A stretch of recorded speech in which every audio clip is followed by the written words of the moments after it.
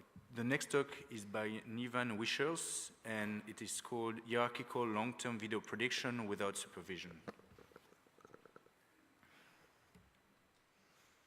Hello. So yeah, I'm Nivan. I'll be talking about our video prediction model. So the task of video prediction is given the first few frames of a video as context to predict the next frames in that video. So that could be useful for a couple of different reasons. One of them is unsupervised feature learning, where the features that we learn for video prediction can be useful for other tasks, such as human pose prediction. Another potential application is in reinforcement learning, where it would help an agent to have an accurate model of the world, and such a model could be learned through video prediction. There's a number of related works on this topic, but most of them fail to do long-term prediction far into the future.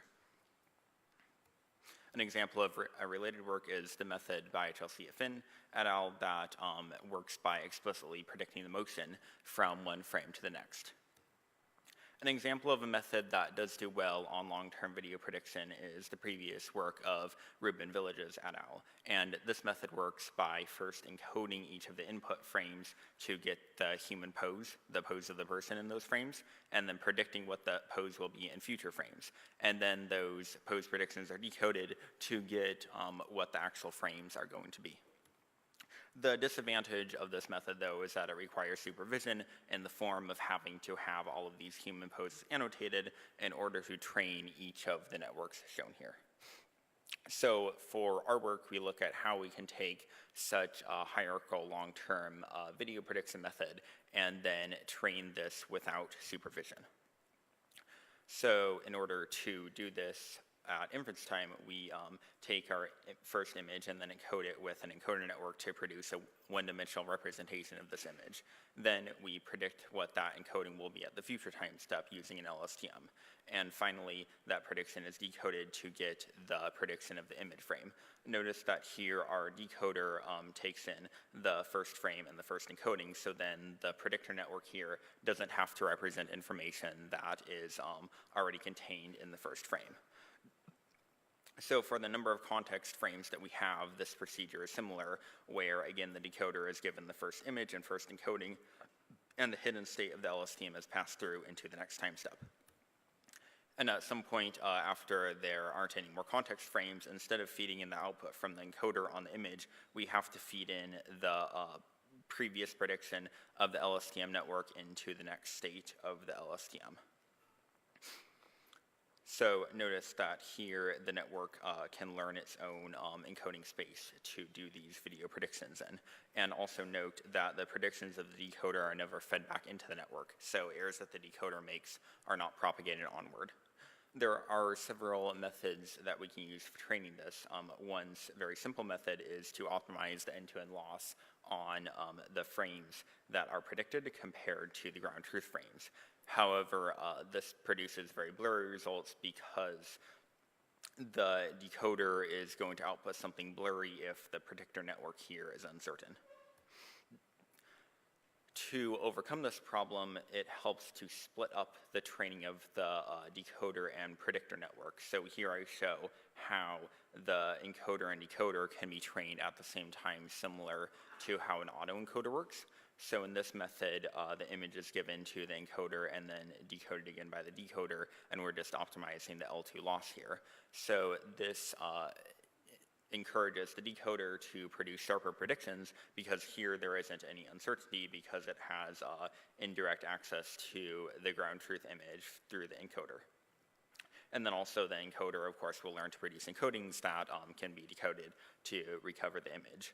So by the way, the architecture of our decoder here is a visual analogy network, and as part of that, we take the encoding that's fed in here and then subtract the first encoding from it, so that way the network has a very clear signal of what has changed from the first encoding here.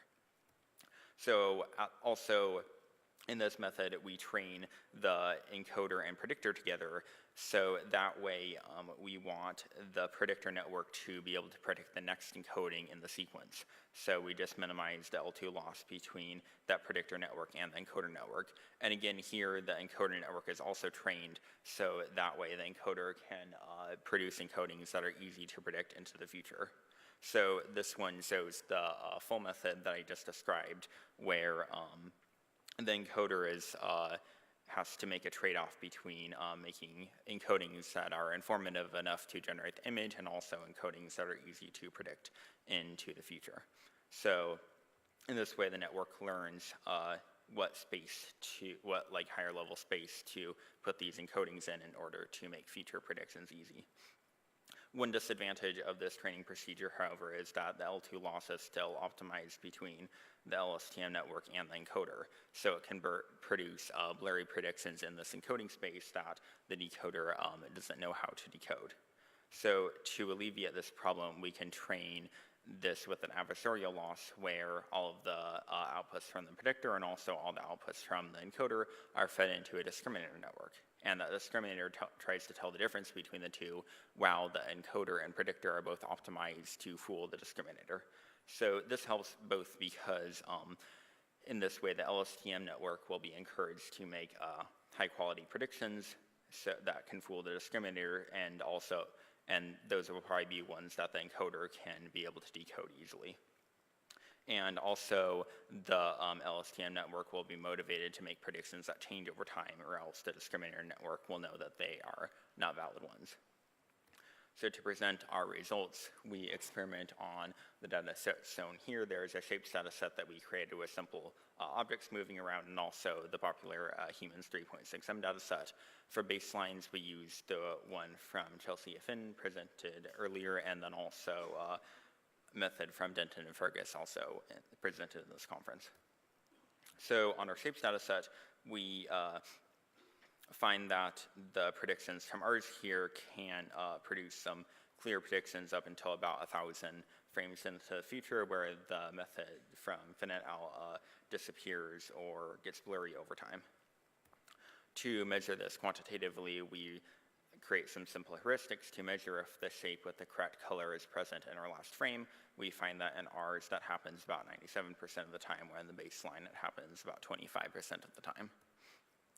On the humans 3.6M data set, we find that ours can produce sharp predictions for our adversarial method about 20 seconds into the future, while the baseline methods usually disappear or blur out over time. To further validate this, we send the videos to raters and ask them to do a side-by-side comparison of it. And we find that versus Finn et al., they rate ours as better about 74% of the time, and versus Denton and Fergus, rating ours as better about 58% of the time, versus theirs is better about 18% of the time. To further validate this, we run a pre-trained person detector over the frames generated from our video versus our baselines, and we find that the person detector is consistently more confident that there is a person present in frames from our videos versus frames from the baseline videos. To validate that the features learned by our network are useful for other tasks, we take the features learned by our method and then train a simple network to estimate human pose based on that, and then also train the same network to calculate the human pose just based on the features from a VGG net trained for recognition. And we find that when trained on ours, it gets a 9% improvement relative to the one trained for recognition. So in conclusion, this architecture and long-term training strategy can produce our predictions up until about 20 seconds into the future, and the network can automatically discover this higher level space that's useful for video prediction and also other tasks like the pose prediction.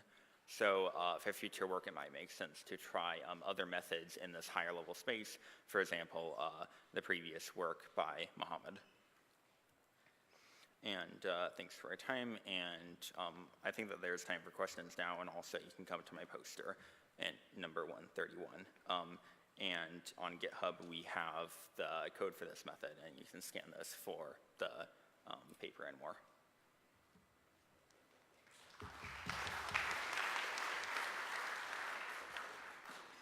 All right, we have time for a couple of questions. Okay, so nice presentation. So in your motivation, you talked about reinforcement learning as one of the applications. Yeah. So one difficulty in RL is your models are really action conditional, depends on your policy. In the case of multi-step models, they're really policy conditional. Mm-hmm. So I wanted to see what your insights are when you have to incorporate policy too in your model. How would you do it? Yes, so as far as the action conditioned, we did do some experiments on other data sets where the action was fed into the predictor network, and we found that we can incorporate those easily. So the only change would be for our predictor network, instead of just feeding in the encoding, we would feed in the encoding and also the action. Okay, and do you have any thoughts if how you would provide the policy? Like, multiple actions or like a network that produces actions? Haven't looked into that area too much, Okay. but it might be an interesting one for future work. Okay, thank you. Okay, thanks the speaker again.